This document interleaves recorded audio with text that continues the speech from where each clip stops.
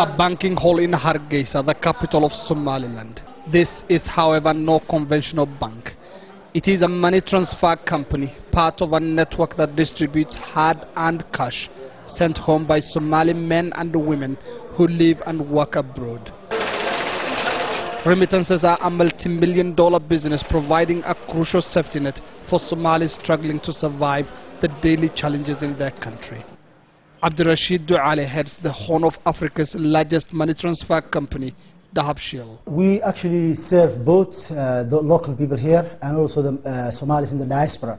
So those people who are here in this region want to send money back to Dubai or send money to other part of the world to buy a trade or products.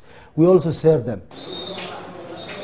These companies are also helping international organizations shift money into and within Somalia.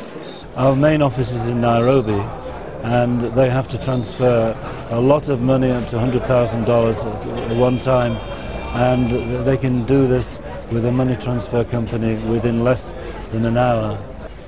The remittance system has become the lifeline for the Somali people during the last 2 decades. In most parts of the country today, many Somalis survive only because of the money from abroad. And some of the companies providing these vital services are modernizing their operations. Deeply rooted in traditional networks of kinship and trust, Somali remittances have often used clan allegiances to guarantee the near-instant transfers. But these are now being updated with modern technology, including online money transfers and SMS notification. DAHAB Shiil recently launched a new electronic cash system. This has delighted many customers, thrilled about using debit cards for the first time in Somalia's history. We are more excited that this is a new thing now in Somaliland, and we are probably more or less becoming international.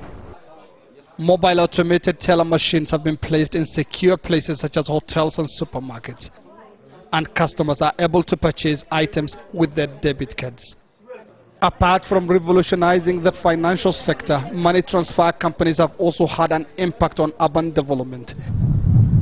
Thanks to the remittances and investment from Somalis abroad, the skyline of major towns are fast changing as new and modern buildings spring up. The signs are clear that the Somali people and their nation's economy are benefiting greatly from the transnational nomads who have left their homeland to seek their fortunes abroad. Mohammed Ado, Al Jazeera, Hargeisa, Somaliland.